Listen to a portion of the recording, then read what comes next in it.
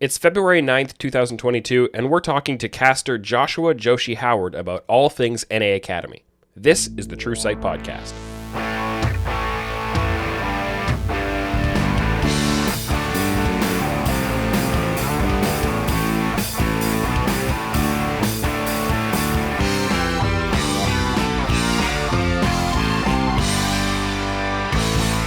Welcome to the True Sight Podcast by Oracle's Elixir, your source for in-depth analytical coverage of professional League of Legends and the rest of the esports world. I'm Tim Magic Sevenhusen, and my guest today is NA Academy color commentator Joshua Joushi Howard. Welcome to the show. Hey, it's good to be here, Tim. I've been a long-time watcher, and just finally glad we were able to get it to work this time around. Yeah, find a time to connect. Where are you right now? Because is that a train?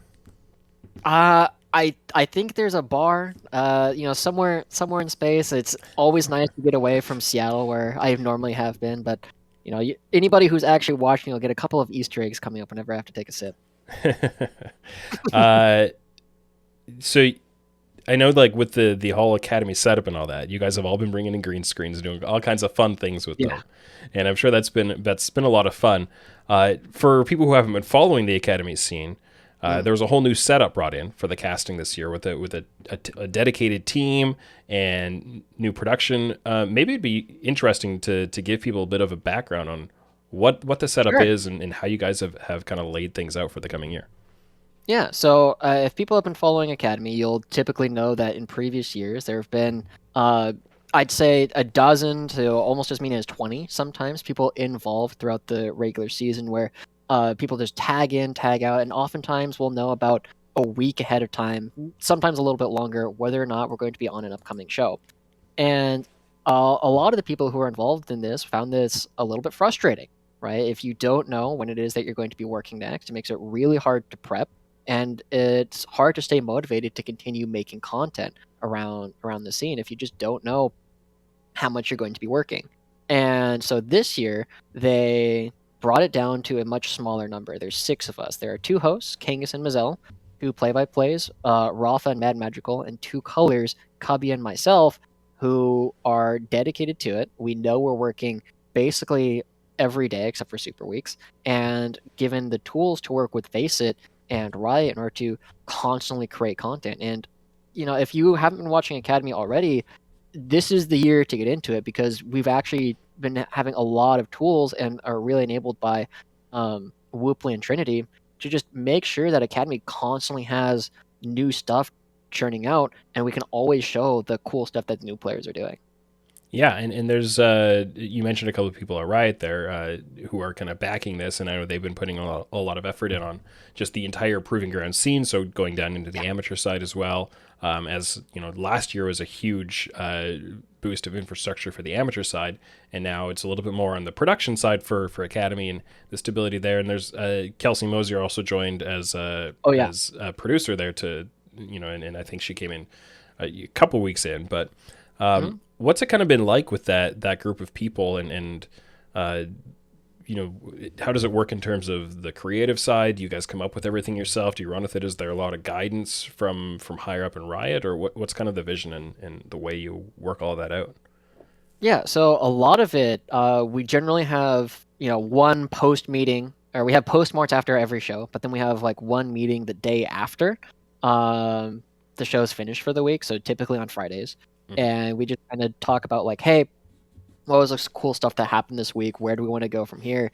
And what kind of content do we want to make sure that we have ready for the next week? And then on Mondays, we have another meeting where we just kind of refine a lot of stuff that we're talking about. So this will be, we'll look at a given matchup, like what do we have kind of first? So like Evil Geniuses versus Dignitas Academy, we'll take a look at that and just be like, okay, who's performing on these teams? Who do we want to talk about? Who are we highlighting? For this one, if I remember correctly, we're looking at all-star players that we're all really impressed by and we think are going to do well, like XU and Kaori. And we're just saying like, okay, how can we craft narratives around these guys? And is there anything that we want to specifically make in order to make them look good? So I did a bit with XU, and then Cubby and I did a thing on Kaori that is going to be premiering, I think it's tomorrow actually, or Wednesday, depending on when this comes out.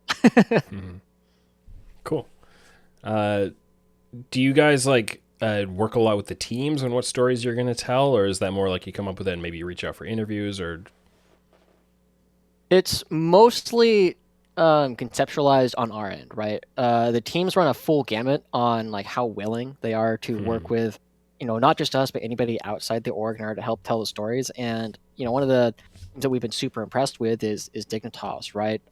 Their social media guys been putting out all kinds of funny content for the past couple of weeks, and it makes us really want to do content with teams like that. And then there are a couple other teams that we'll say like, hey, can we do an interview? Is it okay if we come out to the compound? Is there anything we can do to help make your players look good? And they won't necessarily give us a whole lot to work with. And so we really try and focus and make sure that everybody has something, but we have absolutely picked a couple of people that we think are going to be the main characters of Academy. And the teams have had a little bit of input on that, but it's mostly been us.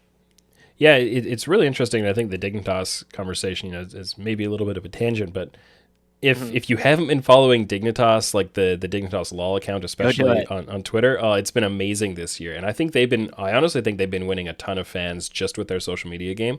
And when you layer that in on, of course, having a pretty good lock-in performance and all of that, it really multiplies. But regardless, they have been having some great tweets. I know they've even like memed at me a few times and getting in the prediction curse game or whatever, or even DM'd me to like meet me for a prediction, and just like being open and being connected. And that makes like me as a content creator, that makes me want to then like engage with them and maybe tag them in something and like poke fun at them or whatever. And I think that's really, really good for an org. And it's something that when you see other orgs not doing it, it's not necessarily that they don't. In some cases they might not realize how valuable it is. In other cases, it might just be they're focused on other things and having to juggle priorities. But when you see someone come in and start to make a really big positive difference for the org like that, I think it should be a bit of a wake up or reminder to some of the other teams who aren't doing it as much. Or I think Evil Geniuses has been doing a great job at the start of the year as well. Their CEO they did a video and had some really good on brand kind of Vulcan with his live evil tweets and all that kind of stuff. That's just so huge for orgs, and it's important at the academy level too, with the individual players especially, to start building that fan base, that name recognition. So, and I think the other thing that kind of jumps off of that is it allows a team to control the own narrative around their players a little bit more, right? Because as I said, it's mostly us, right? And we're doing our best to try and make players look good and say like, hey, these guys are always learning. They're looking for ways to get better. Here are the ones that we think are closest to, or might already be there. But there are going to be times where, if we're not being engaged with, if they're not putting anything out, there's going to be stuff going on behind the scenes that we don't know about. Yep. There might be something that a player does that's super sick that we might have missed, right? We do our best to watch everything, but stuff falls through the cracks. And I think these teams taking that and making their players look good can only help them in the long run, because again, a slight tangent, I feel like a lot of the stars that we've had recently come out in North America, like Spica or Blabber, or there's a couple other names like Licorice, we don't see that much content around them, right? It's not like the Doublelift and Dyrus in the old version of TSM where we knew everything about all of their players, and I kind of miss that a little bit. I want a little bit more from the players, and I think Dignitas is doing a fantastic job at building that up. Yeah, for sure. And I think as the team, like being able to help control that narrative is also important in kind of a defensive sense sometimes. When you get these negative storylines that come up, where you get certain fans who will come up with negative nicknames for the players or kind of flame on them for stuff, and being able to put them out there. I found again, like to draw a little bit from my own experience as a content creator, when you have negative stuff come up about you and it's there and you don't really sure what to do with it, sometimes just showing your face in a figurative sense, like typing in a comment or something, changes that whole thing. They're like, oh, suddenly they start to see you as a real person. If your players are getting flamed and you go in there and you show that player, maybe not directly in that context, but in another context, you show the player in a favorable light, it can really shift things and be really helpful in that way too. And not just have to go the full defensive of, hey, players, don't go on Twitter this year. Like that's that sometimes might be necessary, but it's not really what you want, right? So for sure. Yeah. A little more on kind of the Academy kind of crew, the casting crew that you guys have come up with. One of the really big things you guys have been doing is a lot of like sketches and character bits and things like that. Where's all that coming from, and how do you guys kind of bring that onto the show? So in particular, I think the people that I want to praise most for, this character work that you're kind of talking about are Kangas and Mizell, right? And they are our two hosts. And one of the big things that we were a little bit surprised about at the top of the year was, we knew that there were going to be at least four people, right? Two pairs of play-by-plays, two pairs of colors. And when we ended up bringing on six, there was a bit of a question of like, well, what are the hosts going to be doing throughout the day? And I feel like both Kangas and Mizell have done a fantastic job kind of leaning into who they are, right? Kangas really into arm wrestling. It's kind of got a gym bro attitude. And the other big thing that he does outside of League is Yu-Gi-Oh, right? And he's leaning into all of these things in order to create characters and just be silly with it. And then Mizell really likes animals. He was a zookeeper before he was a caster. And, he was born in France. Like, he speaks French. And we've been seeing a lot of that. And this allows them to kind of tell their stories in fun ways that aren't just the stock standard analyst desk, which, don't get me wrong, I think it has its place, but we're trying to be a lot more playful than that. We're trying to have a lot more fun with it. And the most important part for me personally is when they're going off and just like having their tangents and doing silly things, it gives our casters a bit of a break, right? It allows us to just kind of chill out and watch whatever silly thing it is that Kangas and Mizell are going to be doing today. And I just think it's a really good part of Academy that has really kept me interested, is thinking like, oh, I don't always know what they're going to be doing before they actually do it. So yeah, cool. I know the French parts have been kind of fun for me as a Canadian with very limited French, being able to see how much I can follow along enough that, people in the Oracle's Elixir Discord, when they're going, I don't think he's talking real French, and I go, well, actually, he's kind of saying this and this and this. It's real, trust me. Yeah, he's fluent. There's a couple of times where he will specifically, just say English words with a French accent. Just to help out. For people like me who, understand a couple of French words that I've learned, just over the years, but most of the time, like, again, this guy is fluent in both languages. He's a dual citizen, and so he's leaning into that. It looks really good. Yeah, I can usually get the gist, get maybe 40-50% of it, which is enough. So yeah, that one's been fun. Well, why don't we talk a little bit about the reception to it all so far? Because I think for a variety of reasons, viewership in Academy at the start of the year seems like it's been way up. I think people, from what I've seen, have been buying in quite a bit to kind of the vibe and the attitude you guys are bringing out. What's it been like from your side of it, seeing kind of what the reaction and reception have been? So I think, at the top of every year, you generally see a huge uptick in like the number of followers that we get, right? It's just everybody's like, oh, hey, I haven't seen these guys before. I like what they're doing. It's like, oh yeah, the social media numbers are climbing. But other than that, I think there's a couple moments that stand out to me.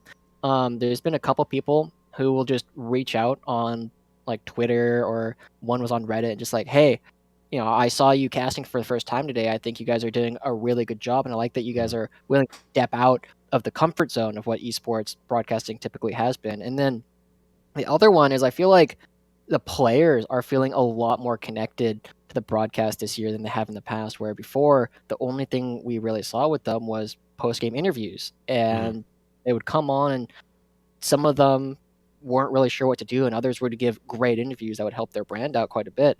But this year, we'll reach out to different people and be like, hey, I think, it's really cool that not only are you a great player, but you and I also have this in common, right? I've talked to Chad, and it's like, hey, so you also play chess. Let's see if that's something that we can do with. And it allows us to build stories too. Like I've rapidly built up a thing where I'm the Philip simp, right? Philip on Flight Quest, even though the team has been struggling quite a bit. I've been a fan of this guy for quite a while, and he reached out on Twitter and was like, hey, I haven't always believed in myself, and it's really cool that somebody else is constantly gassing me up on the broadcast, and I feel like the players can tell that we are more invested this year than we were in the past. And and that you're on their side, right? I think that's a big deal. I mean, I think especially at the Academy level, and this has always been part of my philosophy of, I mean, it's somewhat part of my approach in content in general that I try to focus on the positive storylines and kind of build people up. But especially at the Academy level, like there's a reason that my weekly series I do is Academy Standouts, not Academy rating everybody. And Yeah. anybody who has a bad week, I'm not going to. I just if I don't have anything nice to say, I'm not going to say anything nice at all, and I'm going to focus on the people I can say nice things about. And Yeah. you can't just make up good stuff about somebody, but you work up those positives, you focus on those, you try to build these guys up because this is the aspirational part of the scene, right? And I think that's Yeah. it's so much more important.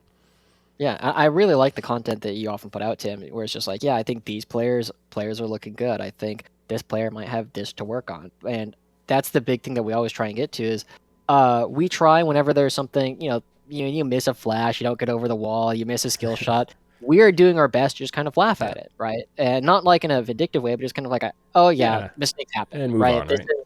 Yeah, and it's a position where we want our players to feel good, but also recognize that if these players were all LCS level, they would all be in the LCS. A Mhm. lot of them aren't quite there yet, but we can get them there. And as long as we can get all of the audience to buy in that these players are still working to get to the LCS, then the audience will also be nicer to the players. And I think that's a big part of it. Yeah, and even with all that aside, even if some or many of these players don't end up getting there, you can still Mhm. enjoy watching them and cheering for them and celebrate what the entertainment product they're putting out there.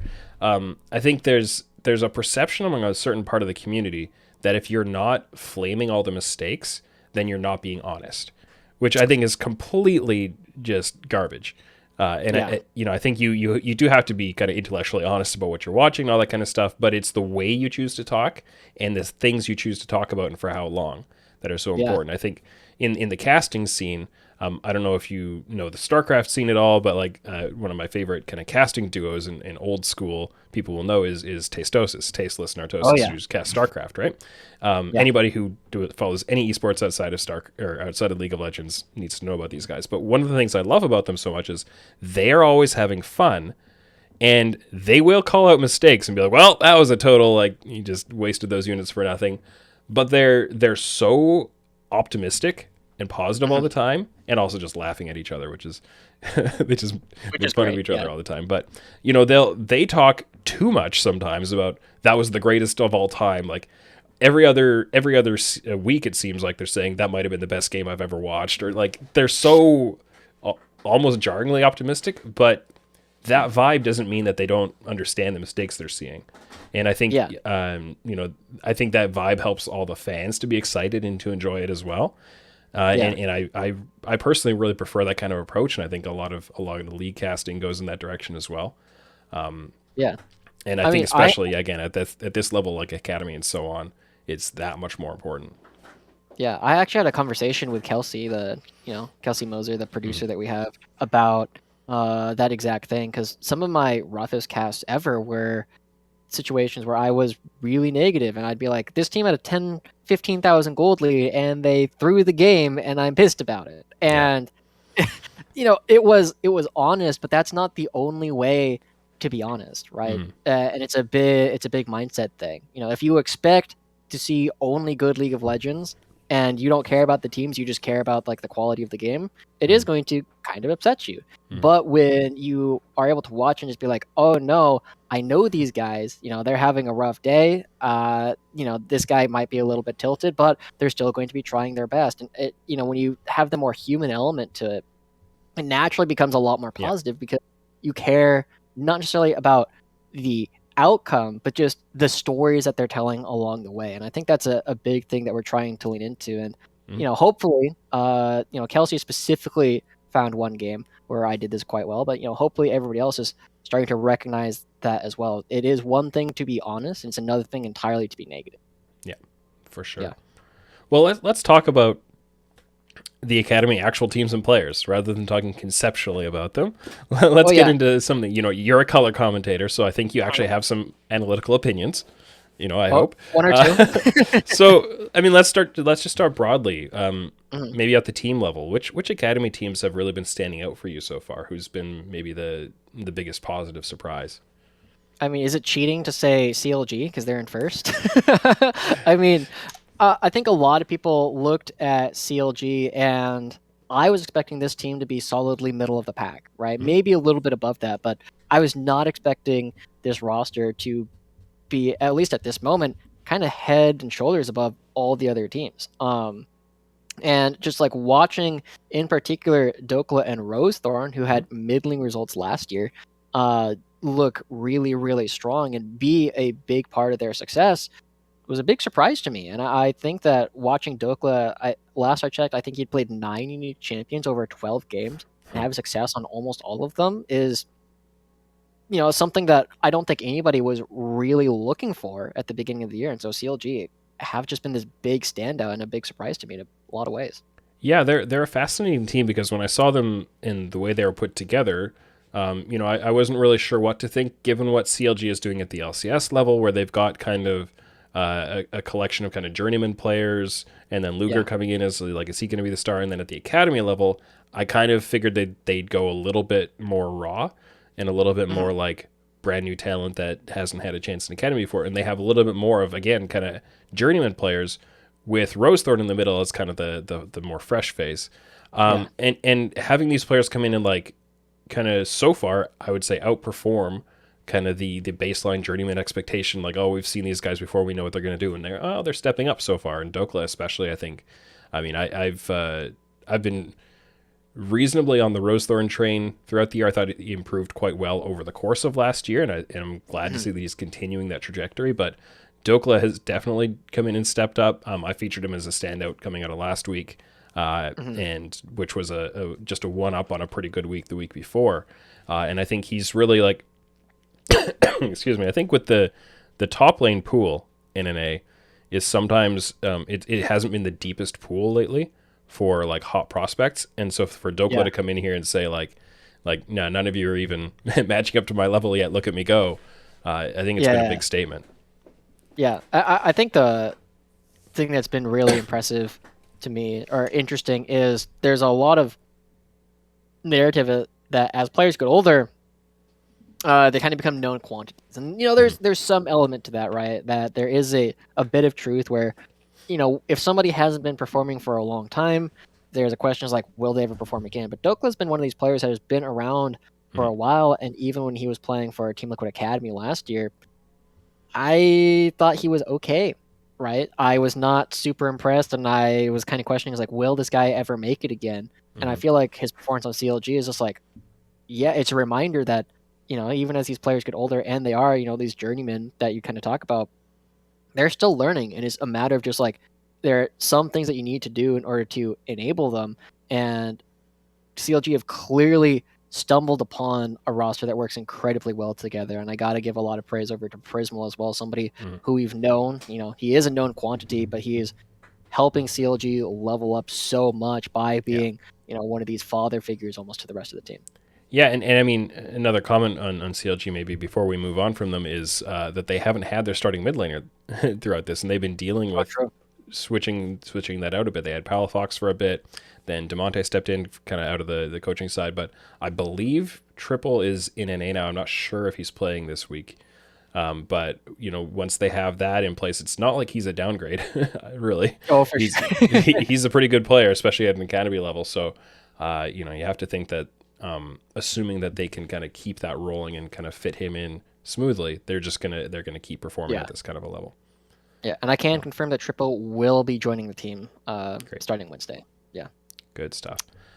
Who else? CLG. So they were just beaten by 100 Thieves Academy. Should we talk about that? I mean, what is there to say with them? I mean, they're not interesting, are they? I think 100 Thieves is one of those teams that everybody was expecting big things of, right? And they're living up to the expectations. And I think, we could spend an entire episode just talking about Kenby, for sure. And everybody knew this guy was looking good last year.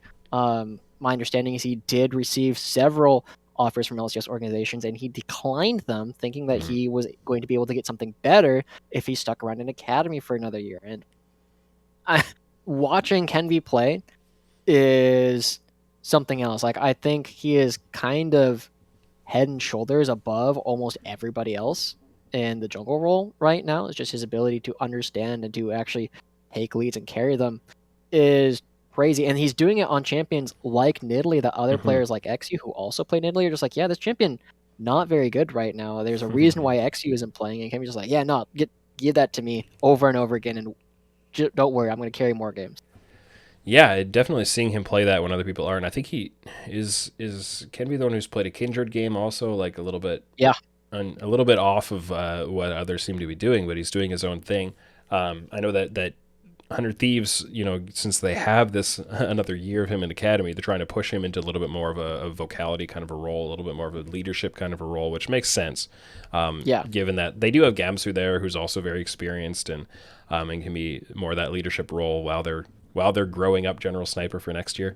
But of course, the rest of the roster then is a little bit less experienced. Obviously, Wixie and Busio in the bot lane are very inexperienced and coming in as the freshest part of this roster. So they need somebody to kind of step up and be, hey, I'm the one, like, follow me. Here's what we're gonna do.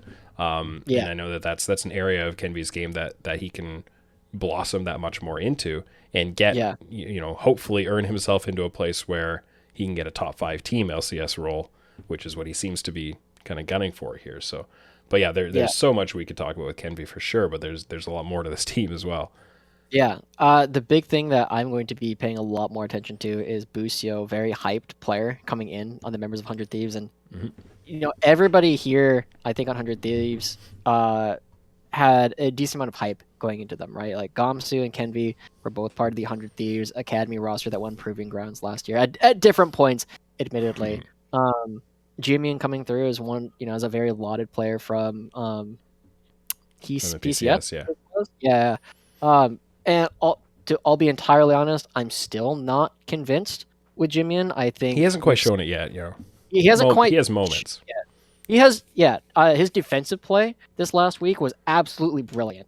But I'm looking for something that can be a little bit more of a playmaker because it feels to me like I kind of, to borrow a little bit from Dota, I think of a lot of players in terms of like, your first player isn't necessarily the person you're giving the most gold to, but they're kind of like your playmaker. They're the person that the team is built around in a lot of ways. And for 100 Thieves Academy, I feel like Kenvi is absolutely their number one player. And then your fifth player, typically kind of a role player who just kind of holds down the fort and makes sure that part of your map is going to be always steady. And I feel like right now that's kind of Jimmy. And I'm not necessarily seeing him step up in the same ways that I've definitely seen Gamsu, Kenvi, Wixie, and Busio. I feel like have all had standout games where even if they haven't won every game, they still look individually good doing. Yeah, no, I think that's a pretty good way to kind of encapsulate. I think so. Obviously, Busio is being very hyped, especially by I think the 100 Thieves organization, and not Yeah. saying that they're the only ones hyping him. Like I've seen a lot of people bought into him a lot as well. I wasn't able to kind of build any hype into this year other than kind of feeding off of other people's energy because I just hadn't had a chance to really watch him. We didn't get a lot of him in summer because they promoted him from their amateur side into academy so that they could give him a multi-year contract, and protect him as kind of an asset in the organ that way. So we just didn't really get to see him play. But now that I've had one weekend of watching him play, my eyes are wide open. Yeah. He had a very good opening weekend. And the big question will be how much he can sustain that for how long. I think having a really hyped NA support prospect is a big deal because there hasn't. I don't think since Vulcan there's really been that level of NA support prospect. And if you can produce another Vulcan or even close, that's going to be pretty huge. And then Wixie, and maybe as a bit of a segue, Wixie is a player who, if people aren't familiar with him, he was in Cloud9's amateur team last year, and they don't have an amateur team this year. So he ended up in the 100 Thieves Academy organization. And of course, Cloud9 are doing Zven and King in their academy bot lane. So they just let Wixie move on. But what kind of potential do you think he has? Like, is he going to be something that Cloud9 kind of regret letting him get away, you think? I think specifically Cloud9, probably not, right? Because they have a different way of approaching their academy roster than a lot of teams. But I think Wixie has shown themselves to be one of the best native talents that we have rising through the 80 carry ranks. I think a lot of people are looking at Wixie and they're asking, is this guy going to be able to rise up? And kind of like with Jimian, I've been incredibly impressed with Wixie's defensive play more than anything. Like his team fight positioning and ability to keep himself alive in places where a lot of other players would fall makes him look really, really good.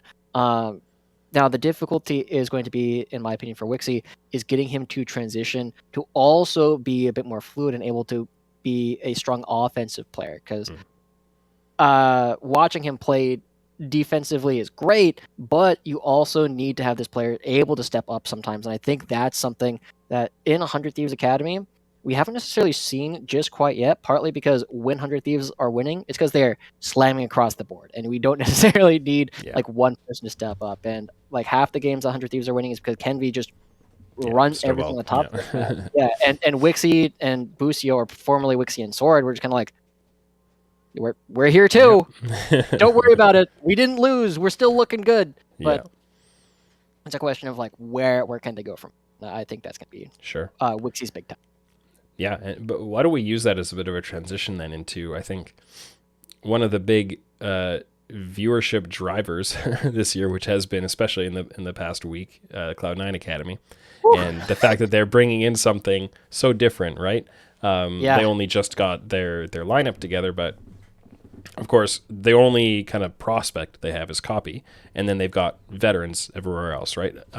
Depending how you want to characterize Isles, so he's an OPL veteran and was also in Academy last year. An OPL veteran in the sense he played in the OPL for a little while, and then he came in. But they have a bit of a different kind of tenor to their team, a different vibe to it. And then Malice came in, and of course he is in a certain sense, seems to be, if you look at social media, a very polarizing kind of a player and personality, and came in and had a very polarizing week. So what have you seen from them so far, and what kind of expectations do you think you're starting to build up? So I think the big thing that you touched on, right, is they have had a very polarizing week, right? Their first series looked rash, right? And Stixay's stats look super, super good because he had like 8 kills by like 12 minutes or something. It just makes him number one in almost every stat that I was looking at, because I was trying to make Cowrie look really good, but Stixay is always just right up there. And then after that, Cloud9 come back and they smashed their next series, and that wasn't close either, but this time Cloud9 won it. And for me, there's a couple things that stick out. One, they are playing a very different style than a lot of other teams, right? And to copy what Malice was talking about, the Hecarim, the Udyr, the Karthus, and a couple other things. Oh, the Evelyn, right? That Malice likes to play. He played Malice Champions. He played Malice Champions, but they put this pressure on the game where they will out-farm you if you don't do anything. So the onus is on the other team in order to make a play happen. And, the core theory for Cloud9 is that other teams are not good enough to get a large enough lead that the farm isn't worth it. And we saw both sides of that coin. But the other big part of it for me is Malice's interview after their second series, where he said, our goal is not actually to win in Academy. Winning is nice, but our goal is to get as good as we can, and winning should be a natural byproduct of that. And for me, if that's actually the way that the Academy squad is going to be approaching this, I actually think that a lot of these players on Cloud9, despite being veterans, can make their way back into LCS. If they can get kind of like what we were talking about with Dokla, if they can allow themselves to learn the game once again. And I have mixed expectations, right? It is very unclear to me on what end of the spectrum Cloud9 is going to end up on. But I have high expectations. A lot of people put Cloud9 as one of their top 3 teams. When we did the Oracle's Elixirs power rankings that you put up, a lot of people were like, this team is going to be scary. And I still think that they are more likely to end up scary than they are to have just been a flash in the pan. Yeah, it's very interesting to see. Like, I think as a play style, one of the things you really wonder is how much will the other teams start to kind of custom build strategies for attacking that, or just learn how to counter it, right? And is that something that they'll have to catch up on, and will they be able to, right? If you're going to have, Evelyn, Hecarim hard farming up to level 6 kind of stuff, which is not to say they can't do other things, but just in a very broad generalization. The first time you see it, you'd think the teams are going to have a hard time dealing with it.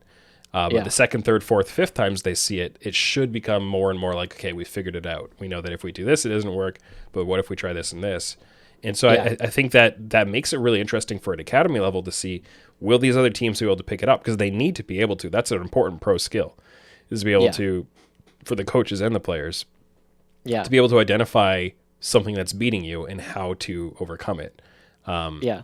And so having this playstyle exist in academy is something that is a different character to it that they have to figure out. I want to see Yeah. which teams can handle it and which ones can't.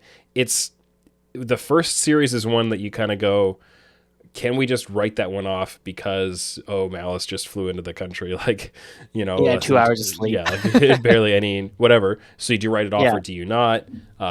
Would the next day really be that different? And so which one do we believe more? Like, I don't know. Yeah.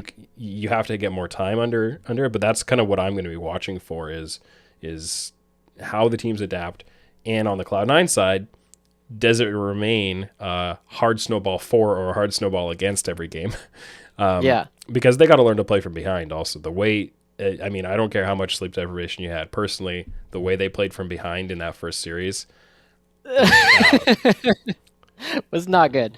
no. Yeah. I think it's going to be interesting, and to kind of play off of that.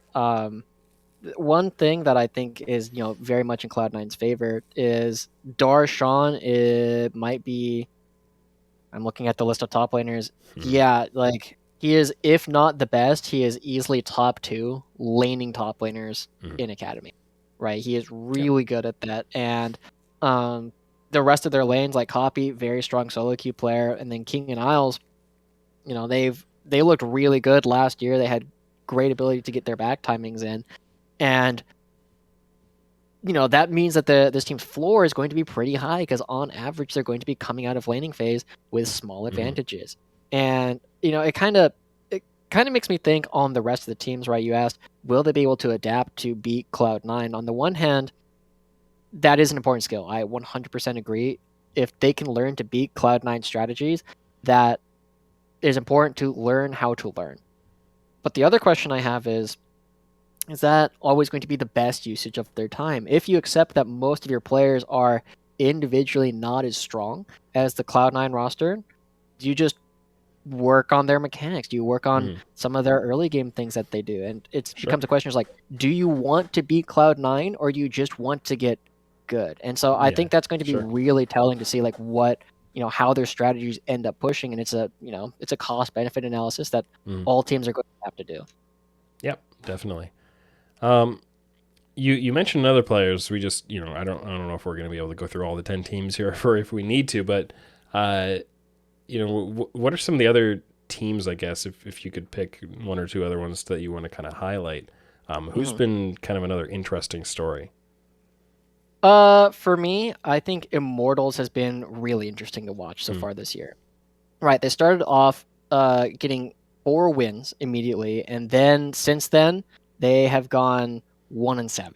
Right, they've had a very rough period after that, and on paper, Immortals to me looks really good. Right, you have Chad, Pretty, Arrow, Joey, and then Concept in the top lane, and all of these players I feel like are average or better in their roles, and it just hasn't come together just quite yet. It doesn't feel necessarily like their initial success has been followed up on. And the thing that I'm curious about is watching Chad in particular. He feels a little bit desperate in his play recently. Like he's going for things, and every single time they work or don't, that he's like reaching in order to try and get enough of a lead that he can carry these games. And on the one hand, I'm very impressed, right, that a player that is relatively new to this level of play is just trying to say like, yeah, I know I'm on a team with Pretty and Arrow, who have both played in other regions at the highest level for their teams, and I'm going to be the carry. On the other hand, I want to see them able to come together and kind of get back to their former glory that they had at the beginning of the season. And I'm kind of curious like where that's going to come from, like who's going to be stepping up on this team to bring all of their individual talent to the next level of play. Yeah, one thing I wonder with them, and it's maybe just a bit of an idle thing, but with their LCS team struggling as well, how much they interact with each other, how much they pay attention to that. And you'll have some people, I've seen some people before the season started at all, or before lock-in started, saying, oh, Arrow's going to replace Wild Turtle right away, and being like all over this, like, and that Arrow aspires to be back in there. Oh yeah. And the other players too, like saying, hey, if the LCS team is struggling, maybe I just have to do enough individually that they put me in and give me my shot. Like, I wonder how much that can end up being a distraction, because I don't think that's helpful, whether or not the LCS team is doing well. Yeah. But I do wonder whether that vibe kind of permeates down at all. And all you can do really at the academy level, I think, is try to stay focused on what actually matters, and convince yourself that helping the team win is going to help you individually advance. But yeah, like, I wonder, I think Arrow, having done, being by far the most veteran in there, you'd probably look to him to be that person to kind of bring everyone together and say, here's what we got to do to pull ourselves out of this. But on the coaching side as well, you kind of wonder what they're looking at and what kind of conversations they're having on this. Yeah. I kind of want to go back to a conversation that we had with Copy not that long ago, where at the beginning, or last year, Copy was playing a ton of supportive champions, like the set card kind of stuff in the mid lane for Cloud9 Academy. And, part of it was he was the newest member that had a very similar roster last year, where they just had a bunch of former LCS veterans, OPL veterans who were coming in, and Copy was kind of the new kid on the block. This year, we haven't really seen that from him. He's been going for a much heavier carry style. We saw the Akali, and he looked pretty darn good on it. And there's an aspect of, I know a lot of these players want to play the more mechanically difficult champion, partly because they're fun, but also because if you can make these plays and do them correctly, people remember that. They're going to be, people like you and I will spend a little bit more time going in and just saying like, oh yeah, you skipped out on this camp. It's a a small spot where it's not necessarily as good as it could have been. But your average Reddit viewer or Twitter viewer is going to be like, oh my god, did you see that sick highlight that he had? Did you see the Nautilus hook mid Thresh Lantern? Yeah, exactly, right? That's the kind of stuff that a lot of players remember, and whether it's fair or not, that's going to be what people go back to and say like, hey, I remember this player did a couple of super sick things, and that'll get you noticed in the first place. So, and honestly, sometimes from GMs too, depending on how robust their staff is and how much they want to run on their own opinions versus what their staff is bringing them. They might remember those. They'll the fan sentiment turning in favor of the player will influence them. So, yeah, I mean, it's a valid way to see things. It's not the most robust way for the players to approach it, but I get it, right? Yeah, I get it. You want to get noticed. I don't think anybody's final goal is to be here in Academy, and I think that is something that is definitely playing on the minds of the Immortals players, whether they want it to or not. And we'll see how well that actually gets them to perform. Because, like, again, I want to praise Malice one more time. It's like, the goal is not necessarily to win, it's to get good, and wins will come naturally after. Yeah, I think, that this last line of the conversation, though, has me spinning in a certain direction with it, which is, depending on the organization you're in, I think there's a big difference to who you're trying to impress and whose eye you're trying to catch. Whether you're in an academy team where you expect to be, you're trying to earn an internal promotion, right? Where you believe in this org and the path that they are setting up for me. Or whether you're just there saying, hey, I've got an academy spot and now I need to be good enough that a different team kind of pulls me out of here because I'm never getting promoted here. I'm going to go somewhere else, right? And I think different academy players will have different mindsets on that based on where they're at, the relationship they have with the team they're in and with the staff there. But, all roads for me lately seem to lead back to Jojo Pion, but I think he's a really interesting example of this, where clearly him playing in Evil Geniuses, he was part of their long-term plan last year, right?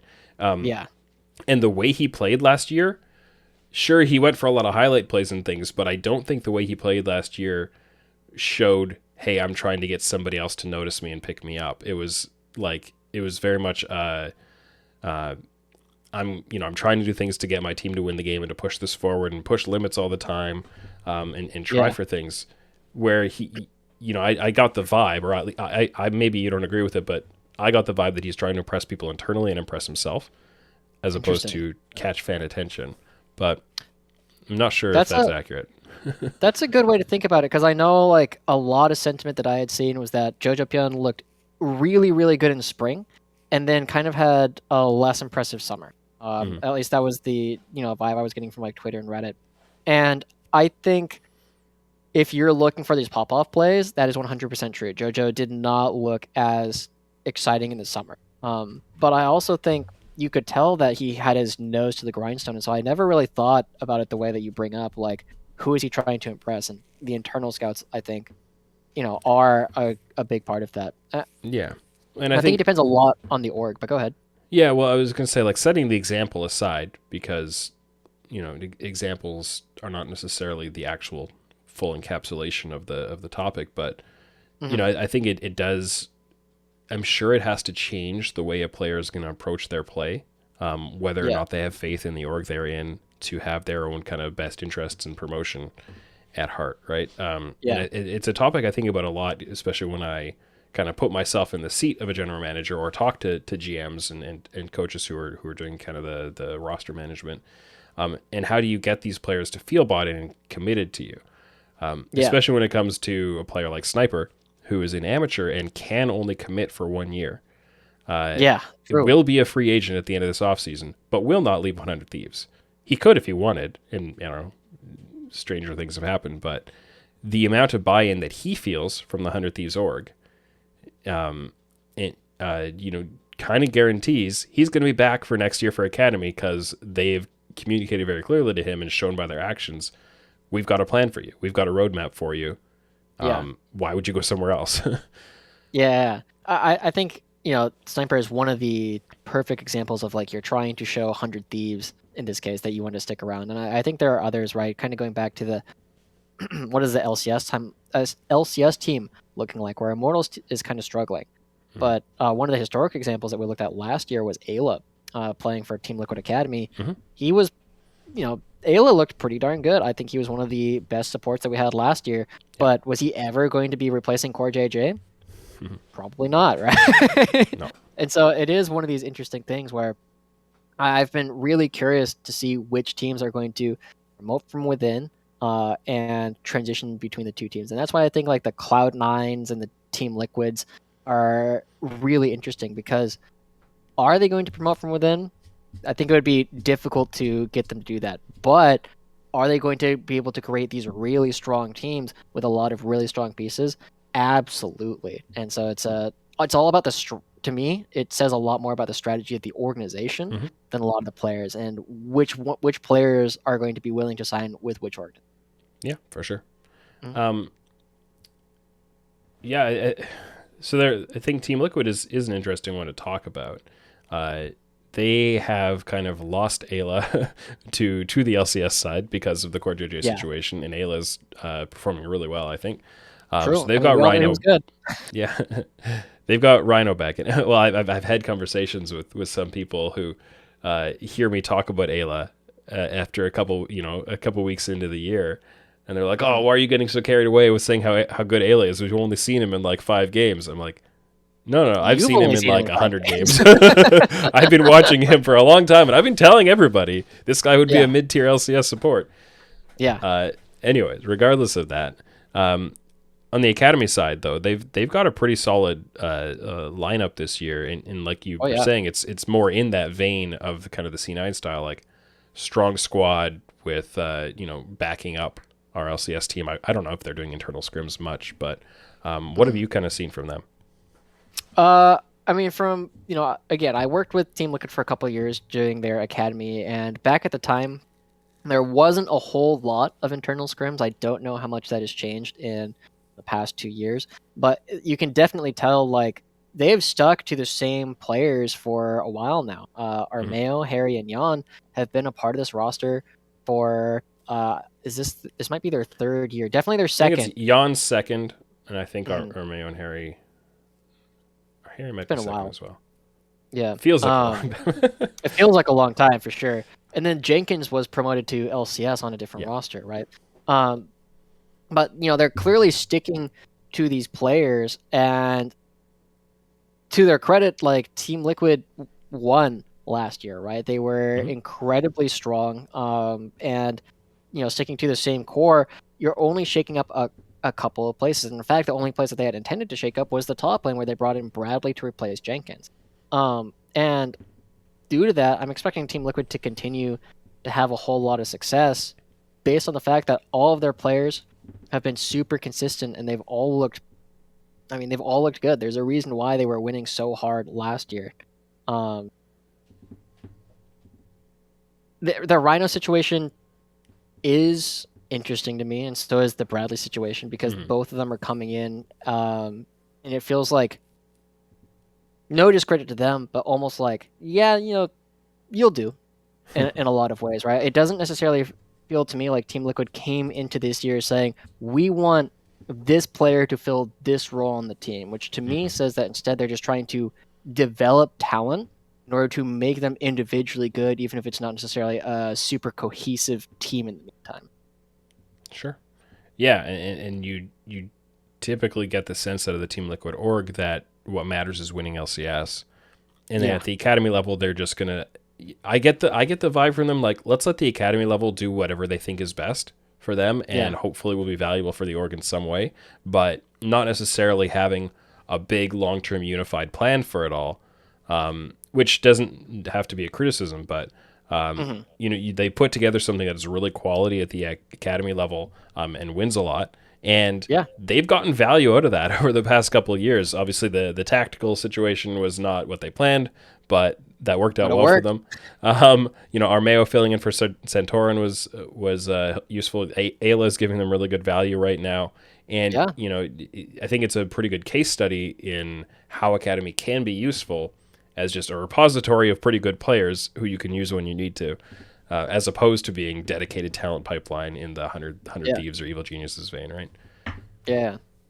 I think that's the interesting thing too, right? Where, again, we have been focused as the Academy talent on Academy is a place for learning. But, when you are able to just bring up Bradley to lock in and he has a pop-off 7-0 game, there's a question of like, well, how much learning do they need to do if they're able to just kind of trounce some of the LCS players? But it is a place where, again, we keep coming back to this, Academy isn't their final goal. They want to get up towards the top, and as we've been discussing, there are different ways to do that. You can have a plan like General Sniper, where he's probably going to be with 100 Thieves for the next half decade at least, and then you have other players like Ayla, who's on Team Liquid because Core JJ isn't able to get here. But again, as you and I have both discussed, this is a player who could easily be in LCS on another roster, but has chosen to remain with Team Liquid at the time. Do you know that if Sniper played 10 years from today, if Sniper played 10 years in the 100 Thieves organization, at the end of it, he would still be 10 years younger than I am right now? It's 15. How is that okay?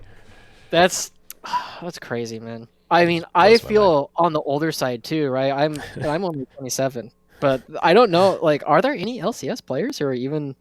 Well, you have to be 17. Yeah. To play in LCS, so you have to be 16 to play in Academy, right? You have to be 17 to play in LCS, which is why Jojo Pian turned 16, played in Academy last year, turned 17, is in LCS this year.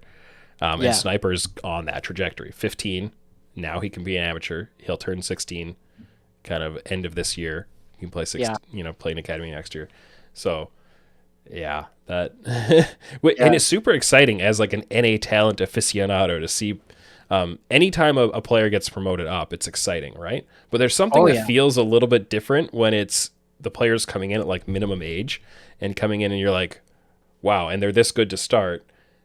Just imagine over the next 2, 3, 4 years what we can hopefully see them do. So that's fascinating. But speaking of kind of promotions and stuff, I think maybe to cap things off here, some teams we didn't get to, some players we didn't get to, so apologies to them, but didn't come in with a plan to talk about everybody. That just there's so much to discuss. But who are some of the players that maybe you've been looking at this point that you'd say are kind of closest to ready, or that might get that next shot to be an LCS face? First name that comes to mind is Kaori. I know there was a lot of discussion last year about whether people should have imported Luger or Kaori, and I know the TCL fans, if any of them end up listening to this, will they will be very opinionated on Mhm. which one to be. And Two I right think answers, honestly. yeah, I mean they're both fantastic talents, and I think he might be one of the next players that is going to be moving up. There's a bit that Cubby and I do that will be showing up tomorrow where it's like where we both say like, yeah, this player is really good. There's a couple things that he might be able to work on in order to take the next step, but he's the very first name that comes to mind. A lot of the Oceanic players, right? Very, very strong. Ryoma, King, Isles, Harry, could very easily make their way up. But I guess the other one that really screams out to me, Kenvi, right? He's already gotten offers Sure. from LCS teams. It's simply a matter of time before this guy ends up playing in LCS. Mm-hmm. Yeah. I would add with, anybody who follows my content might call it a bit of a bias, but I'd throw Pretty's name in there. I think he's LCS quality. Yeah, he's good. He's very good. But yeah, I think there are a lot of players who, tying back a little bit to the Bradley thing, when he stepped in for a game and had a big pop off, and that that harkens back to Jenkins filling in for Alfari and surprising people with how well he filled in, and we've seen that Darshan doing it in lock-in, and like, wait, Darshan's still this good, and I think not just these players who are standing out, like we mentioned, might be promotion opportunities, but I think people who don't follow Academy don't realize Academy is actually pretty good. Like, these players can fill in, right? There's not this enormous gap between LCS and Academy, and like if you throw an Academy player in, they're going to get destroyed. No, they're not. I mean, maybe game to game they might, but like, but they can fill in, they can pop off, they can do well, and don't convince yourself otherwise. I mean, I think one of the biggest things, like, there's been a long discussion that NA doesn't have talent, but I think, you go back and the player that I think of was the first that kind of made people realize, oh, we're not using all the talent in our space, was Wild Turtle back in the day when he first filled in for Chaos. That's an old name that some of the newer viewers might not know, but it's like a tactical double lift situation almost. Yeah, he came in and everybody was just like, holy crap, I'd never heard of this guy, and he just popped off in their games. Well, like, literally pentakill in his first game, right? Right? Yeah. So who does he think he is, Danny? Oh man, Danny's another, really good recent example. But the players in Academy are on average not that much worse individually than their LCS counterparts. Obviously there's going to be exceptions, but generally they're pretty close. The big difference between the two is the LCS players are just strategically oftentimes, on the next level, and a lot of that can be taught, right? Yeah. If you only need one person on the team to do lane assignments, like, all right, you go top, I go mid, they go bot, right? And once you do that, as long as you can consistently have that, it can make a lot of the players who are individually talented enough look credible on the LCS stage. They just need to have an opportunity to showcase it, and that's why they're still in Academy. Opportunity and experience. That's what they really need. In some cases, that's what casting talent really needs. and so on that note, thank you very much for joining me today, Joushi. What's the best way for people to follow you and the work you're doing? Yeah, and you can see it right below if you are watching, but at Joushi_TV, JOUSHI_TV. That's where we post, or that's where I post all my little bits of content and my inane ramblings about League of Legends and politics. So follow me there and chess. Yeah, and for everything related to Academy, there's the new Path to LCS account on Twitter that's really good to follow as well. And they'll highlight some amateur things if people want to dig even deeper down into the NA talent pipeline. So again, thank you for being here, and thank you to everyone for listening. You can support the TrueSight podcast at patreon.com/OraclesElixir. You can subscribe to the show on Spotify, Google Podcasts, and Apple Podcasts, as well as anchor.fm/TrueSight. And check out the Oracles Elixir Discord server to talk about League of Legends esports, Academy, all of their levels. People talk about all the different regions. We also get into data science topics a lot and other things. And links for all of these things will be in the show notes. This has been the TrueSight Podcast, and I'm Tim Sevenhuysen. Thanks for watching.